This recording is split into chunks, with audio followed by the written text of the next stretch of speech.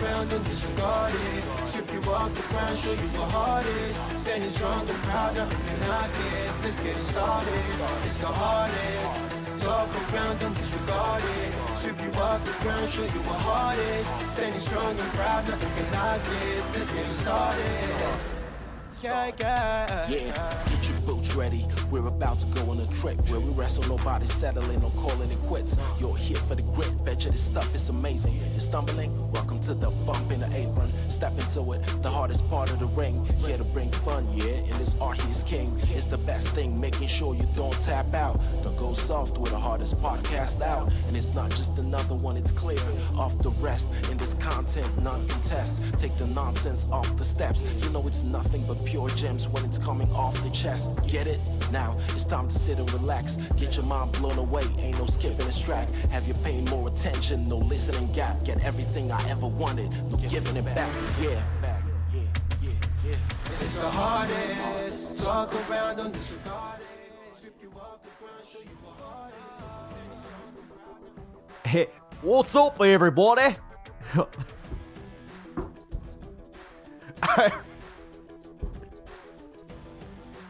I was gonna come in with a British accent, but for some reason what came out was the most fucking out of Cockney Australian fucking kangaroo bullshit that just came out of my mouth. I'm sorry. I apologize. I'm trying to get everybody in the mood for some progress wrestling. Progress? I don't know what it is. I'm an American. Progress wrestling. It's been a while. It's been a while since I first saw you. It's been a while. I've had a lot of alcohol tonight, ladies and gentlemen.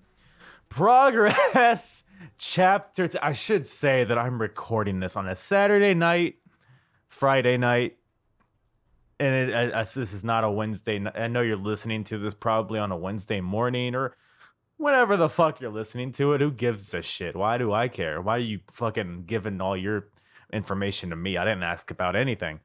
Progress Chapter 10. Forgot what chapter we were on for a second. Progress. How many times am I going to say it? Progress. Probably 10 times, right? We're having fun. Get the fuck out of here, cat. It's fucking clawing at my desk and shit. Who does he think he is? Like he owns the place.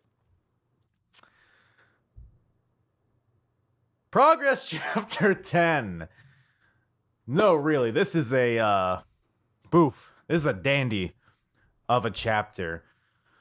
And anybody that's seen the show knows what I'm talking about. And by the way, just to throw this out there, if you ever listen to my episodes, particularly the more obscure ones like Progress, Ring of Honor, stuff like that, you're like, man, I wish I had a way to watch those shows. Hit me up on the DMs, baby. I got you. But yes, a lot of shit happens on this show, man. It's the 10th show for Progress, a landmark chapter for them.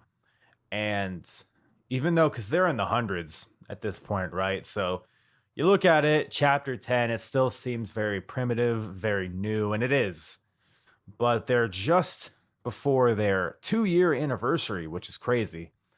And they've already grown so much as a company. I mean, they mention it in the episode, the commentator does, that they sold out within 31 minutes, and they were packing like 350 people in there, which for a UK indie show in 2013, that's pretty incredible. Because we've talked about this on previous Progress episodes. You know, indie wrestling in Europe for a long time was pretty stagnant. It was lacking. Not necessarily the talent, but just, you know, the fire, the storylines, the engagement of the audience, right? But Progress quickly found that, and they really wasted no time in hitting their stride. And a major pivot point, really on the last chapter, with Jimmy Havoc turning heel And everyone tells me that that's some of the best storyline stuff that they've done. And judging by what we saw in Chapter 10, I wholeheartedly believe them. But we get into that a lot in this episode. So stay tuned for that and what made this chapter so great. But yeah, man, no longer just dipping our toes in the storylines here. We're riding the cricket bat like the Super Witness 5000 or whatever the fuck Harry Potter flew. Nimbus 2000. Nimbus 2000 is what it was. But with a cricket bat, because I'm a fucking stupid person that thinks everyone in the UK plays cricket. You probably do. Y'all probably fucking do. Anyways, we got storyline stuff happening here, but we also got a lot of great wrestling, as always. We got Doug Williams. We got a world title match. We got the finals of the Natural Progression Tournament, which has been going on for about a year now. And the finals sees Mark Andrews versus Paul Robinson in the finals. And the winner will get a world title match whenever they choose. And hey, do you miss Aleister Black? Did you forget what he looked like? Did you forget how he wrestled? Well, don't worry. We got you, because WWE won't give him to us, but Progress in 2013 does. More Tommy End, more Grado, and probably one of the best comedy matches I've ever seen on this show, by the way. Just something for everybody on this show, and that's what makes this promotion so great. But I'm already rambling again. I keep doing it. I keep telling myself not to do it, but I do it every time. So much great shit on this show. I mean, god damn it. Why aren't you fast forwarding through this stupid fucking intro? Come on, hit the hold on. Sorry. Before you hit the old forward 15 seconds gimmick there. Before you do that, got to give a shout out to my boy RN from the Smacked Raw podcast, joining me on this episode today. I know it's very confusing. It's not the Smacking It Raw podcast from Matt Riddler that I had on my ECW episode. This is the Smacked Raw podcast. It's a different podcast, everybody. But they're all friends. They all, smack Raw together and touch tips and dock. All the usual suspects, but yes, RN from the Smacked Raw podcast. You can catch their podcast on Twitch. They do live recaps on all of the major weekly shows throughout the week. Raw, SmackDown, NXT, AEW, Jacked, Metal, all of those shows. And also listen to them on whatever podcast platform tickles your pickle. So really great podcast that they do over there. Really great to get in-depth reviews and analysis in an entertaining way from all of those guys over there. RN is really knowledgeable on indie wrestling in all promotions all over the world. So really cool to have him on here. And we have a lot of fun. So buckle up, put your strap on, and get ready to peck me. Progress, Chapter 10, with myself and RN from the Smacked Raw podcast. Yeah, so Progress, man. So show was fucking awesome, right? Yeah, especially seeing people that are involved with wrestling now, seeing them back then. I didn't even realize, if you asked me to watch it, I didn't realize how long ago the show was. So yeah, and it's I don't know, to me at least 2013 in my head doesn't seem that long ago, but it's almost a decade ago. Yeah, legit. That's what I was thinking. Yeah, exactly.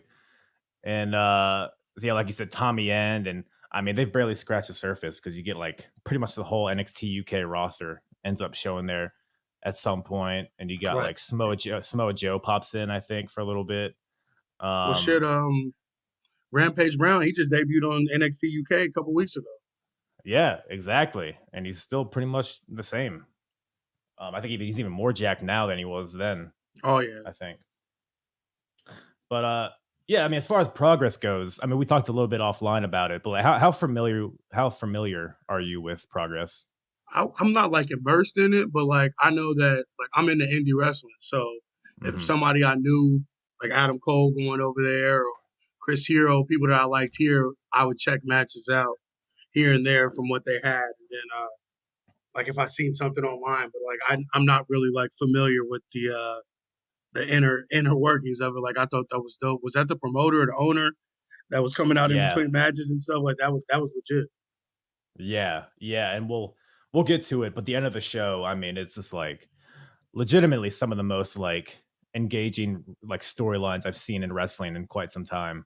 Right. And that's you maybe I don't know if that really you just kind of watching this for your first show versus me watching all the shows up to it. I don't know if there's a difference there, but yeah, we'll get to it, I suppose. But yeah, this is their 10th show.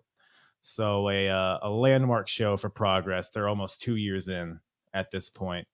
And even though they're very early, they're already like super hot at this point because I think they said at the beginning of the show that this show in particular sold out in like 31 minutes. And it was like it was either 250 or 350 people in there, but it was packed. I think it was 350. Like, yeah, I mean, it was people hanging from the rafters in there, and everyone was red hot. And you were mentioning earlier when we were talking on Twitter that the crowd is like one of the best parts of Progress. Well, yeah, because the announcer he said maybe 20 damn words the whole damn show. I mean, he was funny.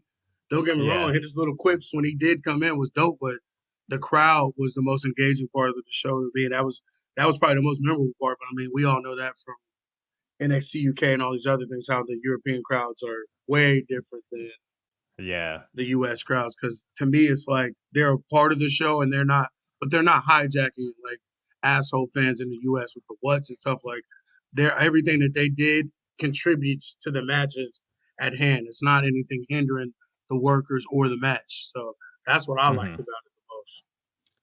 Yeah, same here. And even this show in particular, they weren't very heckly, but I've seen some of their early shows where the crowd is very like kind of like trying to not hijack the show, but they do it in a way where the wrestlers kind of interact with them. It's kind of a back and forth thing. And I think that was kind of the product of them just being new and kind of, before they really got like serious into it, like into these chapters.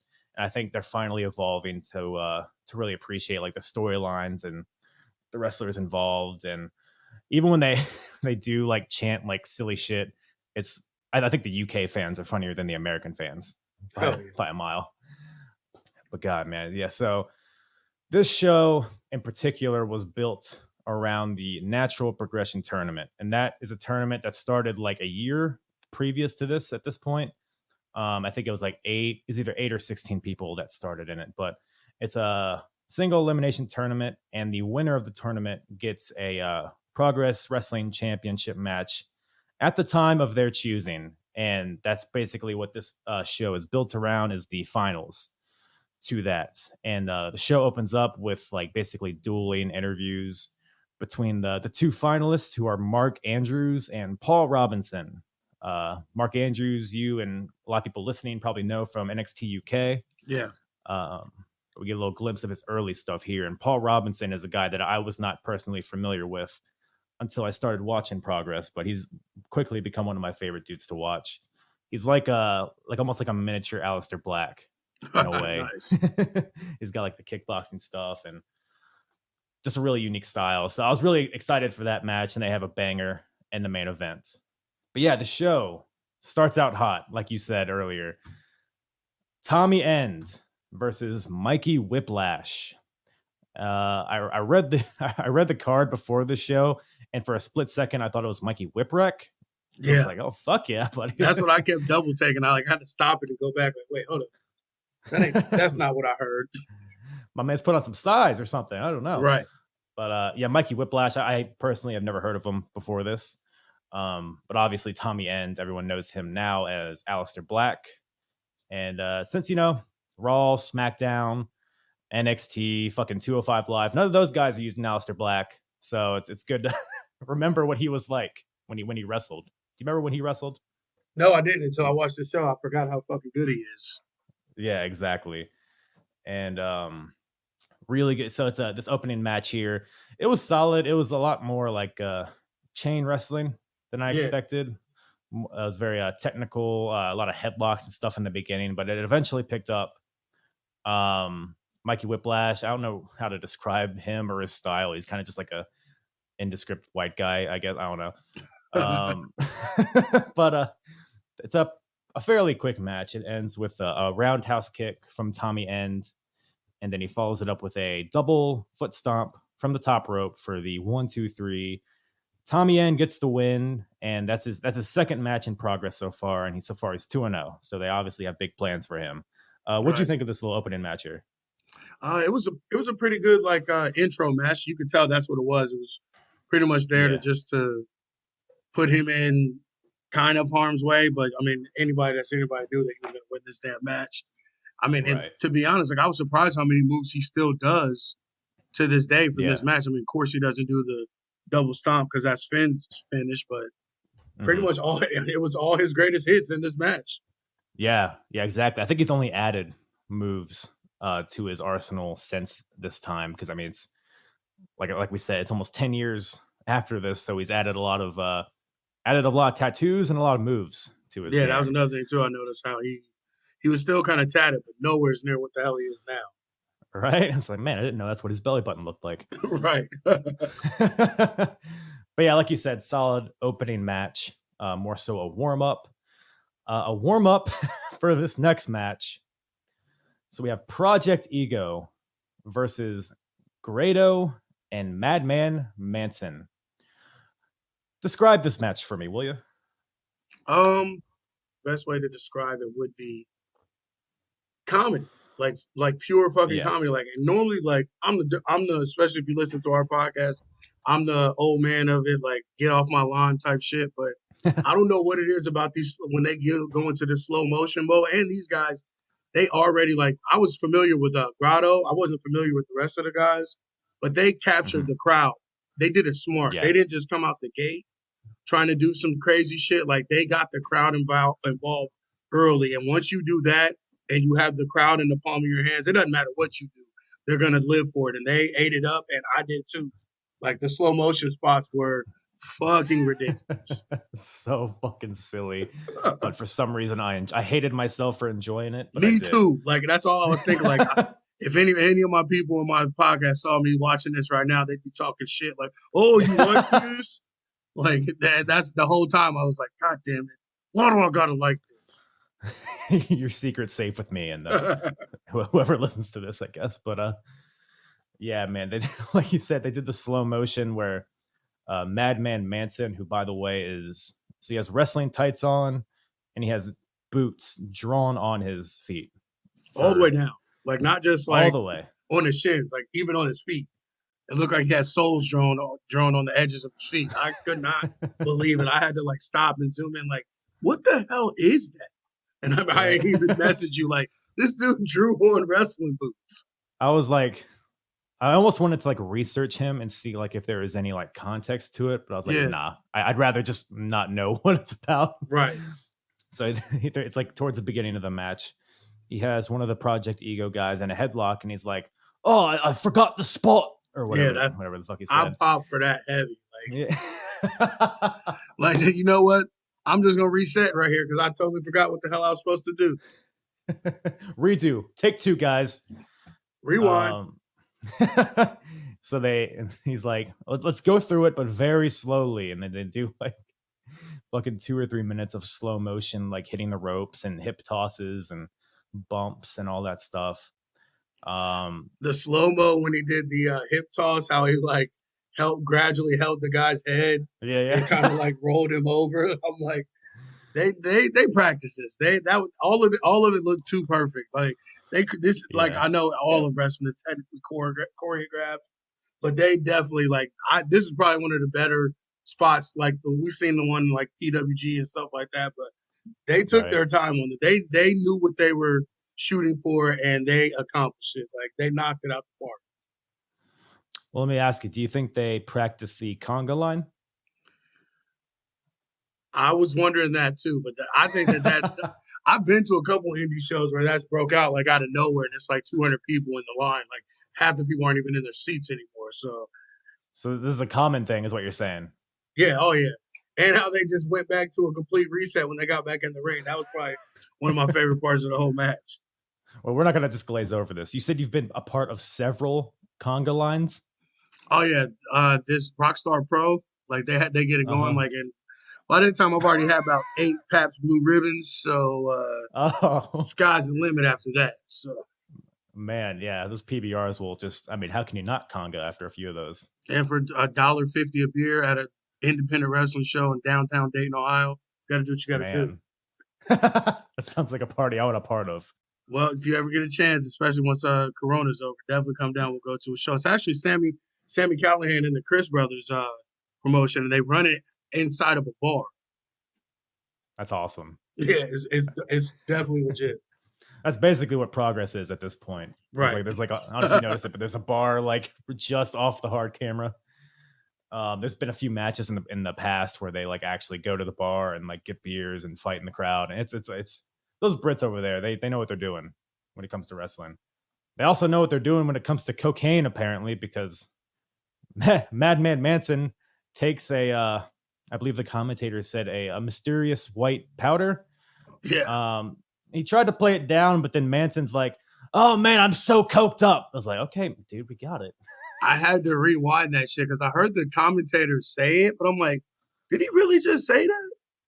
Yeah. And then when he yelled it out, I'm like, what? Oh, like our first coked up drug dealer, that drug addict that they're admitting on TV? I mean, we know all wrestlers do this, but Right. is this a gimmick now? I mean, yeah, it threw me off like in a good way though. I'm like, holy shit, like they are not fucking around in progress. Yeah.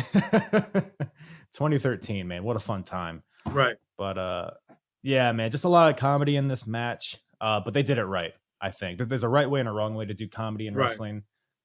In Progress even has had some comedy stuff that has bombs before, but the crowd was into this, and at the end of the day, that's all that matters, I think. But it's funny because the stakes here are pretty legit. It's the so at this point they don't have a tag team championship. So this show here was the beginning of a tournament to crown the first ever Progress tag team champions. And this match here, believe it or not, was a first round match for that.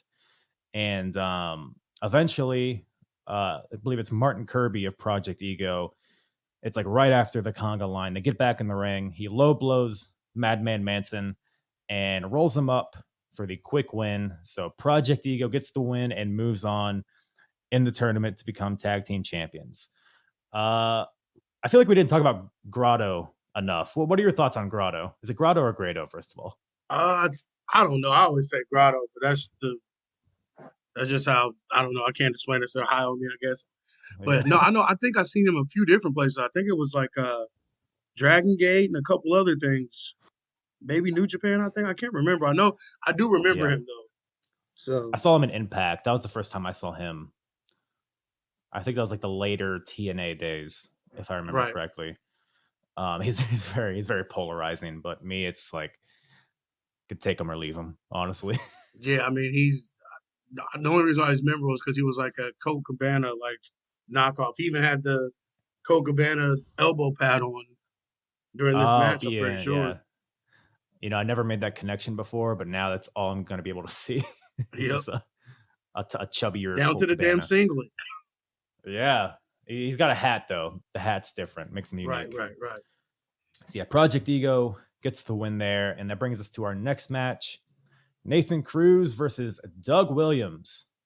So Doug Williams, of course, a legend in the UK, and actually, you know, I'm covering him because I have different timelines going on at the same time. And ROH, that timeline I'm doing now is 2002, and that's when Doug Williams was pretty prominent there as well. So I'm watching him in his early ROH days as well, and I think in TNA even he pops up like in the later 2000s, and I'm almost there as well. So a lot of Doug Williams on this podcast.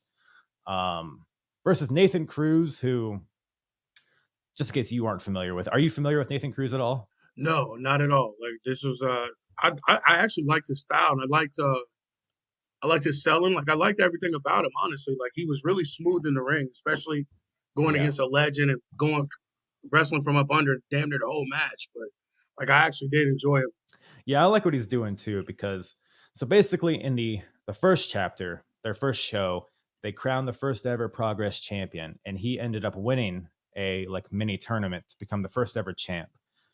So I was like, okay, they're pushing this guy hard because, like you, I wasn't familiar with him at all before this. And like you said, he's really good at the fundamentals.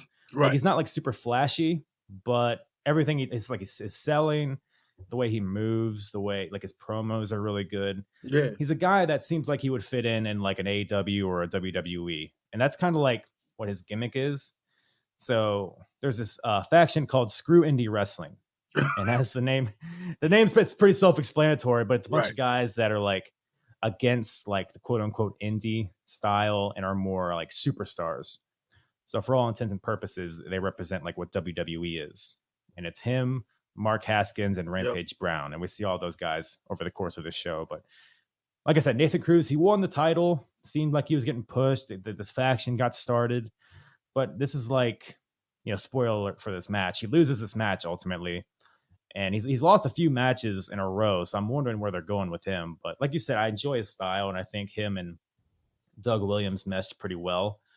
And they had, so Screw Indie Wrestling, they have this whole gimmick where they don't let Jim Smallman, the owner, they don't let him introduce them.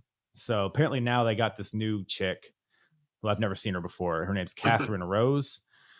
And she's like, she reminded me of Vicky Guerrero. I don't know if you got that at all. Yeah, that's all I was thinking the entire time. I was like, where did they get this Vicky Guerrero knockoff? Yeah. Like literally as I was thinking that I don't think she actually said, excuse me, but she said something that was like in a similar tone. Like, I'm speaking or something like that, like in the same shrill voice. Right. But that all plays into like their sports entertainment kind of gimmick. But the match itself, really good, really smooth. Any Doug Williams match is going to be at least pretty good. And Doug Williams actually had a world title shot at the last show where Nathan Cruz cost him the match. So that's kind of the backstory for this match. And towards the end of the match, Doug Williams ends up hitting a top rope European uppercut, followed by the Chaos Theory rolling German suplex for the win. Yeah, like I said, solid. Really put over Doug Williams, a legend at this point. And yeah, any other thoughts on this match? Doug Williams looked pretty damn good to be as old as he was at this point. Right? So, I agree.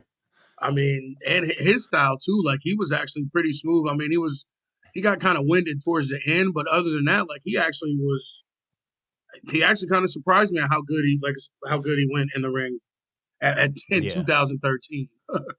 Yeah, exactly. I think he retires just a few years after this. I think Nathan Cruz was a good guy to put him in there with. If he threw like some other jumping bean in there with him, he might have gotten winded faster and maybe it wouldn't have turned out as good in the end. But I thought these two gelled together pretty well. Yeah, absolutely. But man, this next match. So it's Mark Haskins. He has an open challenge here. A part of that Screw Indie Wrestling group that I mentioned earlier.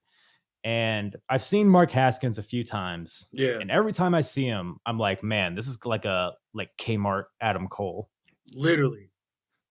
Literally. That's all I've thought every time I've seen him. And then this match pretty much confirmed it. It blew my mind. It was like, because like the way he looks, the way he walks, the way he wrestles, his promos, everything about him is just like Adam Cole. And if you don't believe me, just watch this fucking match because it's Mark Haskins versus it's like Adam Cole versus Adam Cole. Yeah. Exhibit A. Man, it's just like because at this point in 2013, Adam Cole is both the Ring of Honor champion and the PWG champion. Yeah. So he's red hot at this point. He's probably the biggest indie wrestler in the world. Definitely in the US, maybe in the world.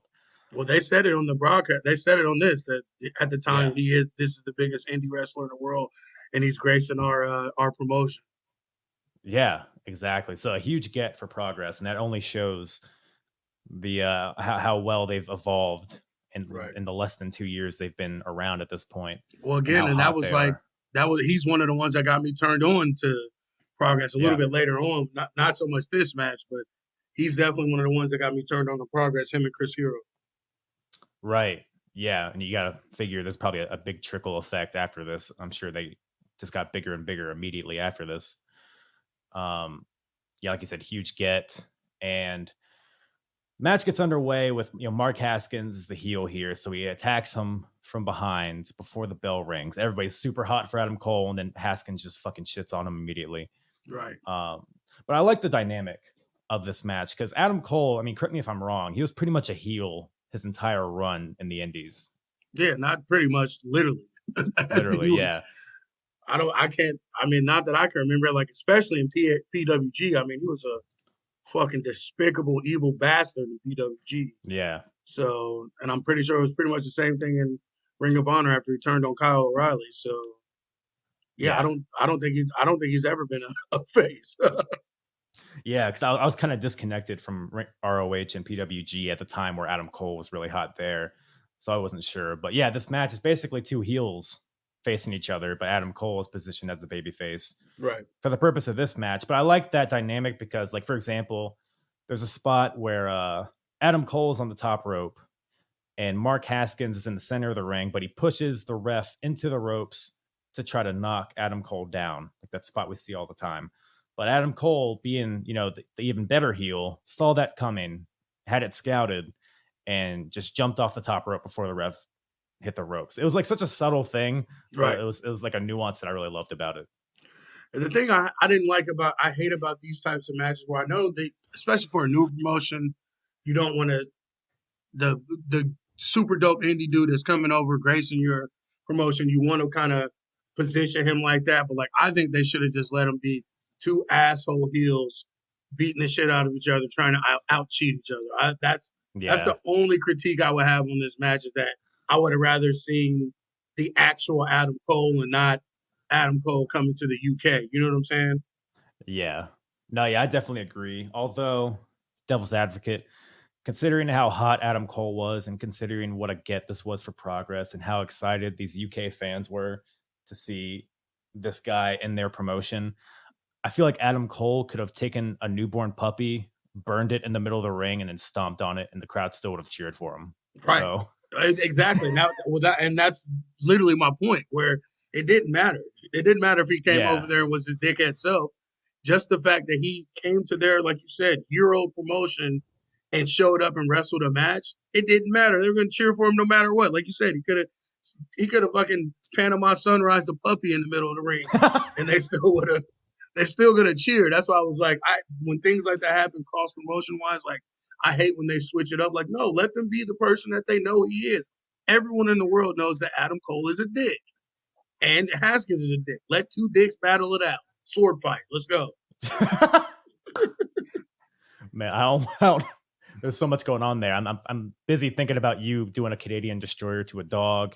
Now I'm thinking about dicks fighting each other. There's too much going on here. But ultimately, let those two dicks sink in. Anyways, pause. So towards the end of the match, Adam Cole, I don't know what his finisher is at this point, but he hits two last shots. Both get a 2 count. But he finally wins with a super kick to the back of the head, followed by a brain buster on the knee.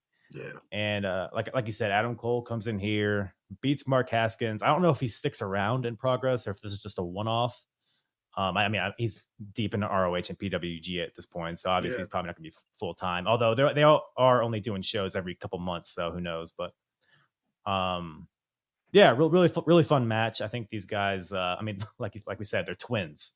So obviously they have chemistry because they grew up in the womb together. Facts. Separated at birth. Exactly.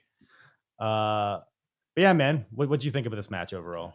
No, it was a dope match overall. I mean, you got to see Adam Cole in all his glory, and Haskins for that point. Like, I feel like he's extremely underrated, and I feel like he should be over here. NXT, AEW, somewhere. Somebody needs to get him over here. I know he has done like a one shot or two at AEW. Has him on wrong, or was it? It was somewhere he's done a couple shots, but I definitely think he should be here. Yeah, it's a name that I've always like heard just online, but I've never really like watched his matches until I went through these Progress shows. But yeah, I agree. He's really good on the mic. I don't even think we mentioned that in the beginning, but he's like going in on the crowd. He's man, I wish I like quoted what he said, but he's basically yelling at some women that are in the crowd. He says they're like STD ridden minges or something. I don't know. He said it when you put like a UK accent behind it, it makes it sound so brutal for whatever reason. No, I totally agree. And that shirt was fire. I'm not an indie wrestler, I'm a pro. That shit was fire. They probably still sell them. You could probably cop one. Didn't think about that. Yeah. But so yeah, next match, London Riots versus the Bangra Knights. So, are you familiar at all with Jimmy Havoc and what his story is here? I know we kind of get to it more in the end, but kind of just overall what his deal is. Not really, no. I know who Jimmy Havoc is, and I'm especially Right. doing his time in Ring of Honor with Seth Rollins, but here, no, not so Yeah. much. So he came in, and I probably seemed silly in hindsight in my previous episodes, but he came in as like this cheerful baby face who like the crowd was behind.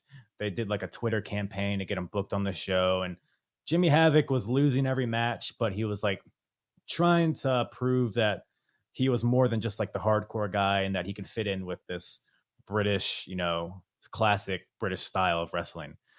But he's lost every match at this point. And so it's not going so well for him.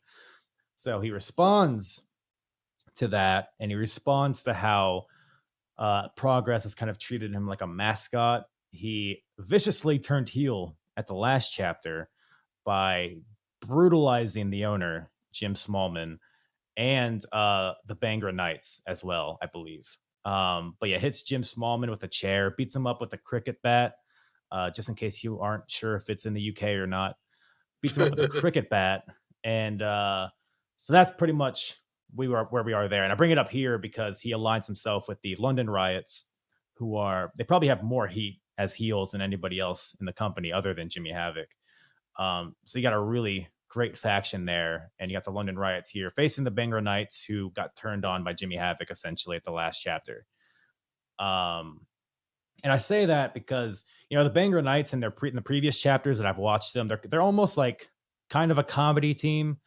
If not comedy, then they're just like very like happy-go-lucky, like playing with the crowd, bantering with the crowd, and all that stuff. Bollywood boys type shit. Yeah, exactly. I mean, that's literally RJ Singh. He like started out with like a Bollywood character. I guess he still is, but yeah, that's what they were. But in this match, they were like all business, like no joking around, just straight to the point, because they are pissed at the London Riots and they're pissed at Jimmy Havoc, and they're just going to take it out on the Riots here, to the point where this match ends in a double count out, which doesn't happen in Progress ever. But that just goes to show how like heated the rivalry was at this point, is that the ring couldn't contain them. And a lot of fighting outside. They fight to the back eventually, and then the ref just has to call it, which is another element to this. This is another tag team title tournament match. So it's a no contest. So who knows what they're going to do to solve that little deal there. How the hell did I miss all of that? I didn't miss them. I missed them announcing both these matches being part of the tournament. It was I don't even know if they announced it or the commentator just mentioned it. Gotcha. But yeah, it was definitely like very background. So I don't really blame you for mentioning it. But speaking of the introduction, I do love how the owner's the ring announcer. And like I said, he got his ass kicked by the London Riots the last show. So he's like, I fucking hate these guys. They don't even get ring music. Just get them out of here and fuck it. Like, yeah, and they turned their backs. I forgot about that. They turned their backs and flipped them off behind them as they came to the ring. So good. Such good shit. And then, like I said, the match happens, no contest, but they will apparently have a rematch in a street fight in a few months from now. But yeah, what'd you think of this whole little deal here? It was pretty straightforward. I mean, you knew what it was. Like, it was a vehicle to get them over and get more heat on them, and it worked. I mean, when the owner and the fucking turns the crowd against you before the match even starts, I mean, it kind of sets the tone for what you're dealing with. Yeah, exactly. And the crowd is all for it. They're definitely in for giving heat to the London Riots, and we're not done with them yet, folks. Not done with them yet. But the next match, just weirdly kind of in the middle of the show, I guess it's the second to last match. Well, not really, but The Progress Wrestling Championship is on the line. The champion Rampage Brown versus Styx. So I'm gonna go ahead and guess that you're not familiar with Styx. No, absolutely not. You're not missing much. It's, I say that, but I did kind of enjoy this match. Yeah, first thing first, the fucking world championship is a giant eagle on the stick. So I was going to ask you about that. What do you think of the staff? At first, I didn't realize what it was or what was going on until the end, which we'll get to. I'm like, where the hell is? Because like all of them, like they kept saying this is for the world. I'm like, where the hell's the belt at? So I was thinking it was like going to be a ladder match or something, like the belt was suspended or some shit. I'm like, I did not realize until the end that it's a giant fucking eagle staff. That's the world championship. I'm gonna just pretend like you didn't call it a stick. How dare you, sir? Disrespect the illustrious staff with an eagle on it. It looked like some Roman shit, bro. Like on 300, like the dude up front carrying, like the first dude to die on the battlefield. That's all I was thinking about. I don't want that shit. I guess that's what they're going for. Like it almost looks like a battle axe. I get it though. Like I dig it being something different, but I mean, like carrying around a giant ass staff through the airport and shit. Like, like I wonder if it's retractable. Yeah, I don't think that's gonna get through security, bro. No, don't worry, guy. I'm a wrestler. It's okay. Right. There's no way to get out of that. So, do they have a belt now, or is it still? Now, yeah. All right. They have a belt. That's what I thought. I thought they did have a belt now, but yeah, coming out the gate, yeah, it took me literally to the end of the show to realize what the hell that was. I thought that was just one of Rampage's props or something. I didn't know. Nope, it's the most prestigious item in British wrestling, actually. So, well, I mean, it's an item, so yeah, I guess I can go with that. Yeah, if nothing else, it is an object. You're not wrong. I don't know when they change it to a belt, but hopefully it's soon, because when somebody wins a match and they have to hold up a staff, it's like it's like kind of badass, but also corny as shit. I don't know how to take it. I could imagine what the tag titles are going to look like. What are they? Double swords or some shit? Umbrellas? Man, you might be joking, but that's pretty fucking sick. Really? I mean, like shit. Oh god, but yeah, Rampage versus Styx. Like you mentioned, we've seen Rampage Brown, who just debuted in NXT UK, and he's the champ here versus Styx. Don't really know what has happened to Styx since this point, but who gives a shit? But the match happens, and like I said, it was very it was a lot more high flying in this match than I expected. And definitely Rampage is not this athletic. Not his move sets and everything he's doing now. He is definitely not as athletic as he was at this match, because they were doing some shit for them both to be 240, 250. They were definitely doing some flying and tossing each other around like the other dude was in 240. So yeah. And at one point, Styx does like a plancha over the top rope onto Rampage, and the crowd goes, "Holy Styx!"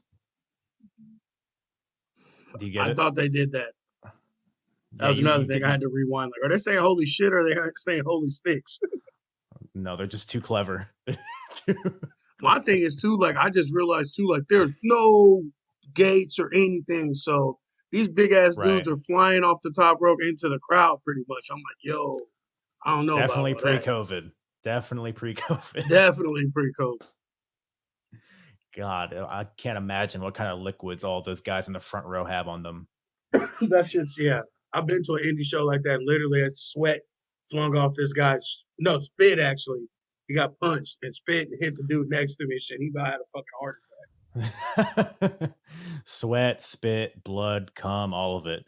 So they fight on the outside, and Styx takes like a backdrop on the stage, which looks brutal. Yeah. I like, so previous shows they've had like the fighting in the crowd thing, but when you're watching it, because like their lighting isn't that great. Yeah. So like in certain areas there's no light, so some matches in the past have suffered because of that, but I like how they like went to the most prominent part that had the most lit up area to fight in the crowd. So they're evolving is basically what I'm saying. Or they're that would be my only complaint about this whole show would be the lighting, because it was dark as shit. But Other than that, I mean, Yeah. yeah. And you can't tell that they were trying. They were making a conscious effort to stay where the lights were. Right. Exactly. And I know nowadays their production is really good. Yeah. But even like if you wanted to go back and start from chapter 1 and watch all those shows, you'll see how much they've already like improved a lot. Because like in the first show they had like the hard camera. They had one hard camera and one handheld camera around the ring. And the hard camera had like the computer like soundboard or whatever it was like in frame. And it was just like really blurry, and the handheld was like very like Cloverfield like. So they're improving, which is good. But eventually they fight their way back to the ring.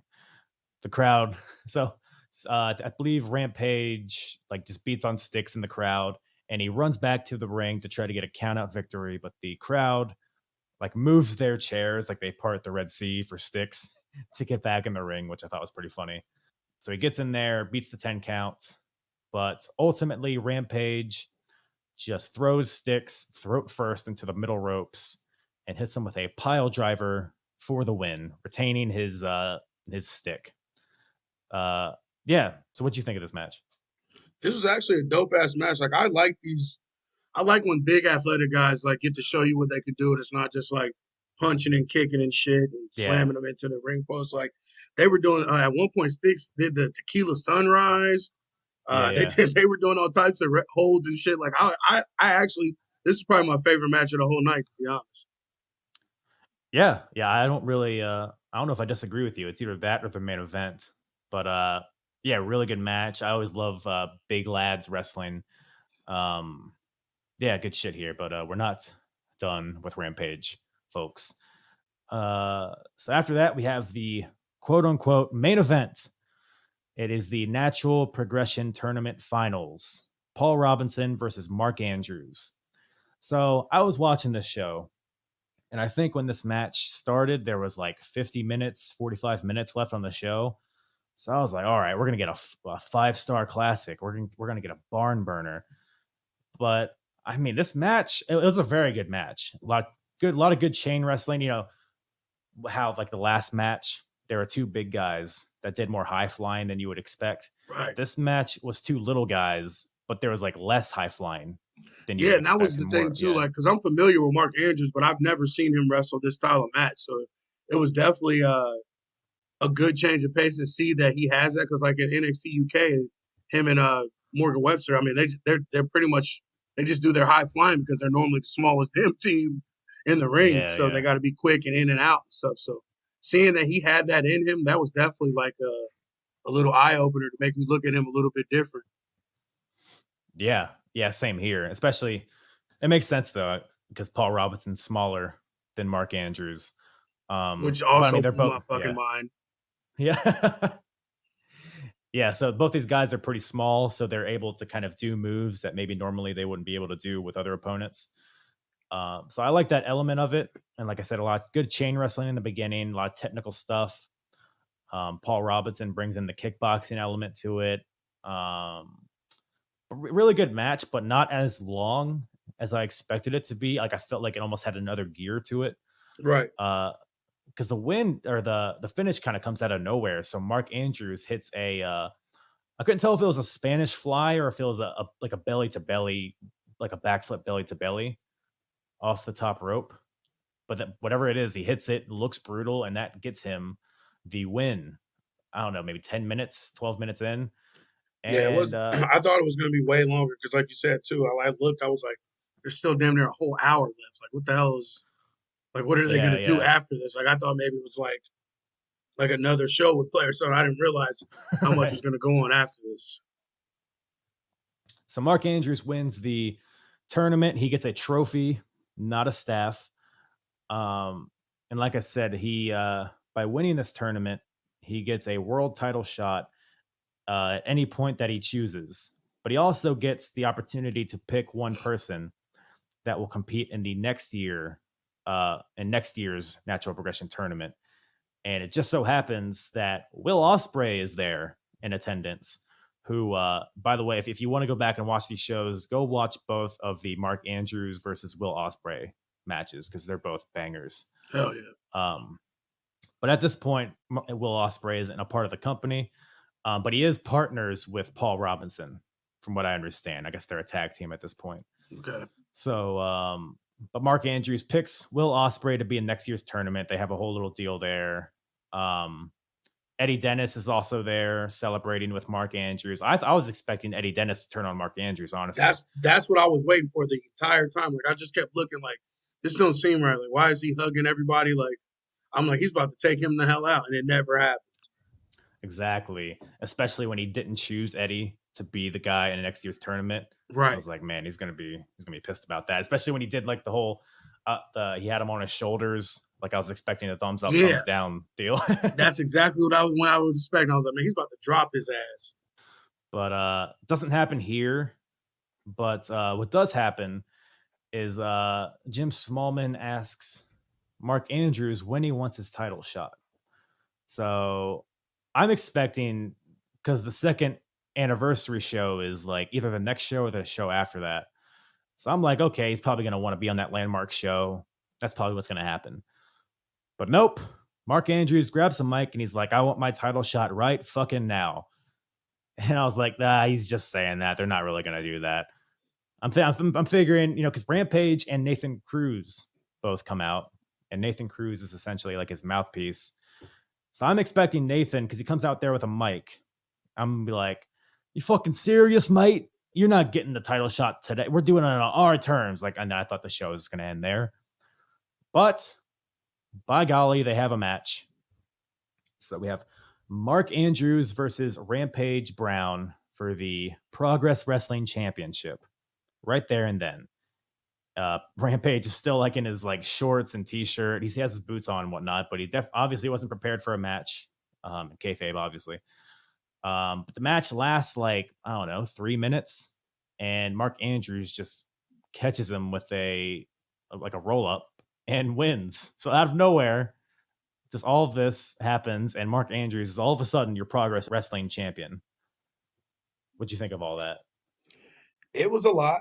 I mean, this so much wasn't, but everything that happens next.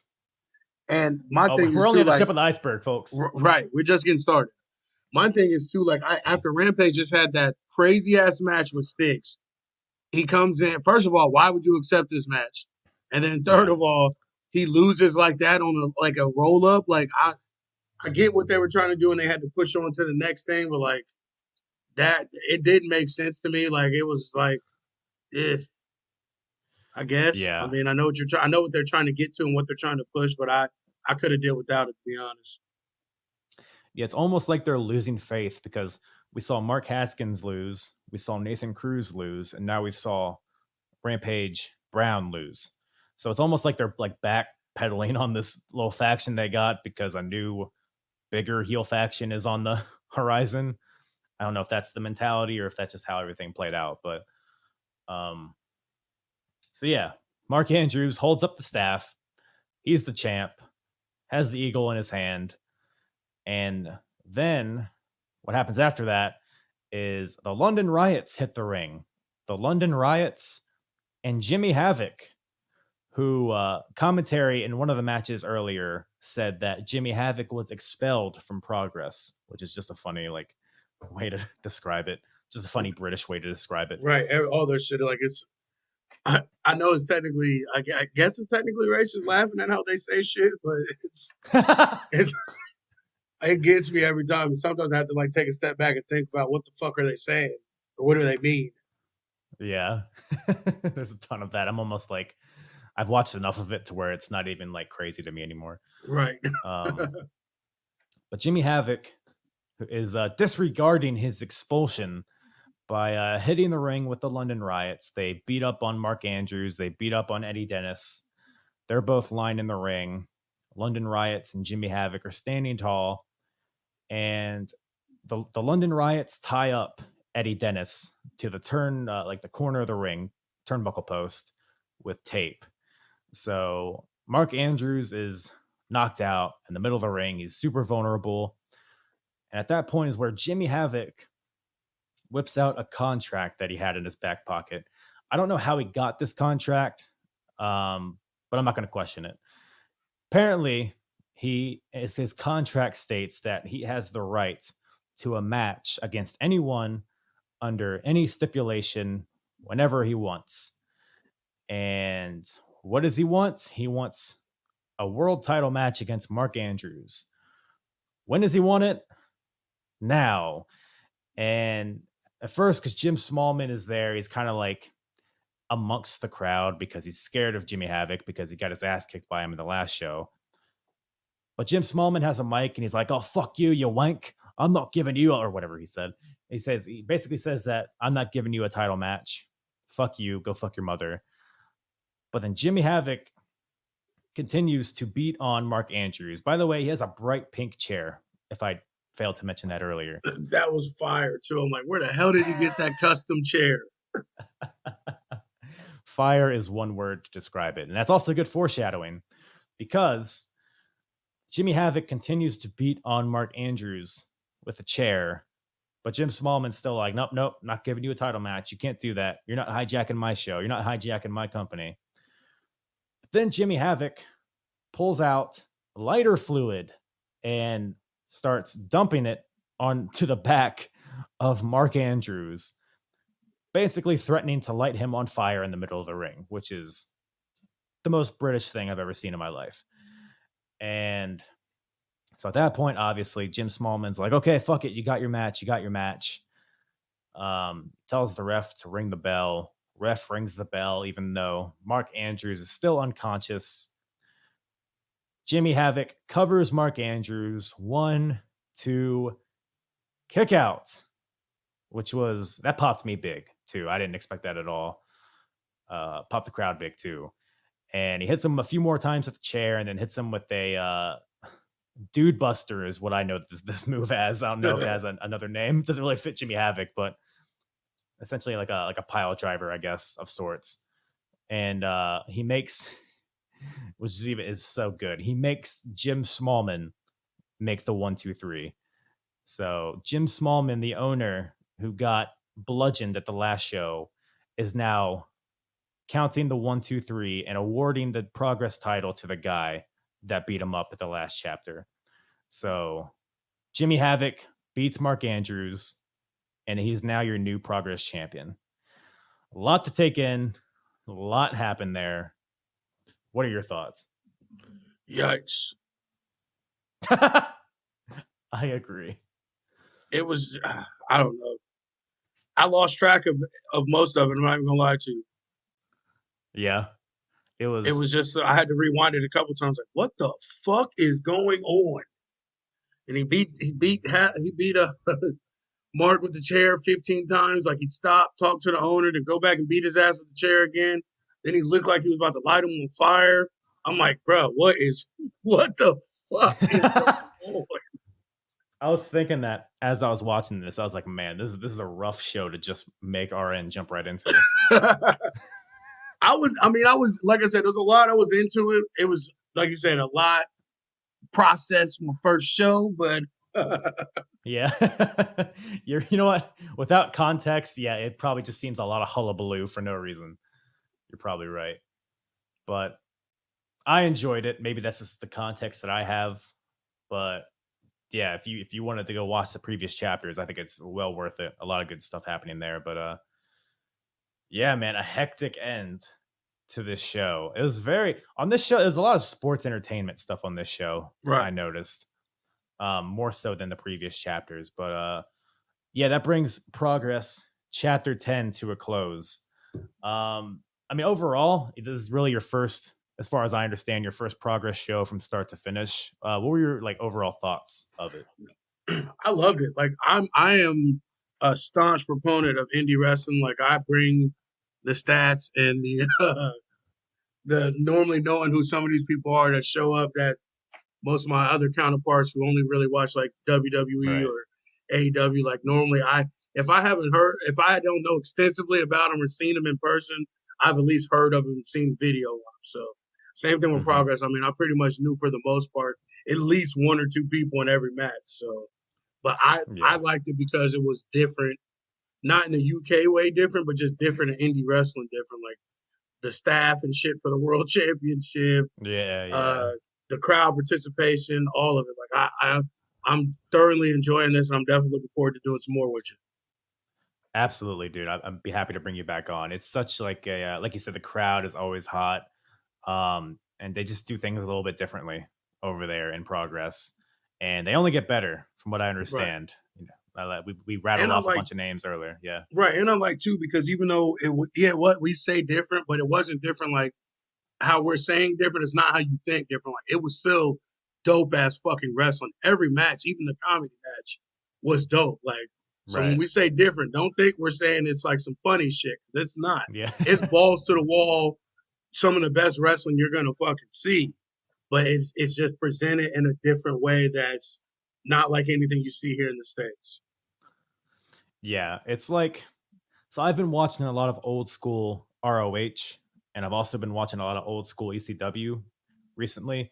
And there's certain parallels. It's like the production is obviously better than both of them, but there's like a grittiness to it, for lack of a better term. It's like it's that very so what I'm looking for, not small, intimate. It's like an intimate like kind of show. If it feels underground, and it feels like it's just everybody's in on it, and it feels like it's just such a great energy in all of these Progress shows. And just add on top of that the amazing wrestling, the amazing segments, really good promos here and there too. And just like the origins of a lot of guys that we see nowadays, like damn near the whole rosters in WWE or AEW or somewhere else. Right. And a lot of the guys you see on WWE and AEW started here, or at least popped in here at some point. So definitely would suggest to you, as an indie wrestling fan, you would definitely get a kick out of following these for sure. But yeah, man, that's all I got. Why don't you tell everybody where they can find you and the Smacked Raw podcast? Yeah, absolutely. You can follow me on Twitter at Mr8984. You can also follow my show that I do. I do a recap show. We recap WWE, AEW, some indie things here or there. We definitely do the pay-per-view recaps. I'm actually a part of the NXT recap crew, and that's at Smacked Raw Pod. You can hashtag it Smacked NXT, and we'll shoot us some questions and stuff we'll answer. And yeah, that's pretty much it. Hell yeah, man. Well, yeah, go check that out. And yeah, man, thanks again for coming on and doing this with me.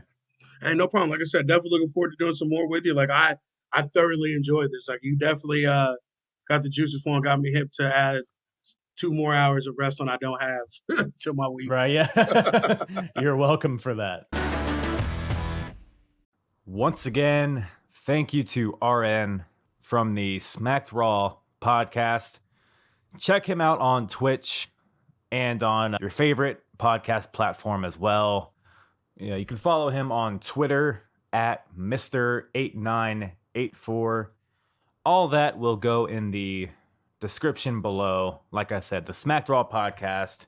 They do live recaps on Twitch and all that shit. Really entertaining group of cats over there. So go check them out. And hey, if you haven't already, if you're not currently listening to me through this, check out the new apronbump.com. I've kind of redone it. I've totally redone it to make it look a little cleaner than it was before. It's much easier, looks much better on mobile devices as well, and makes it easier for you to search for certain episodes. You can filter by category, by promotion, by series that I'm doing. Click on the episode. You can choose whatever podcast platform you like. You can even click on the YouTube link to the episode there. You can easily rate, review, subscribe to my OnlyFans, find my Chatterbait links, all of that stuff you can get there. So go check out apronbump.com and listen to every single one of my episodes, you fucks, okay? All right? Just okay?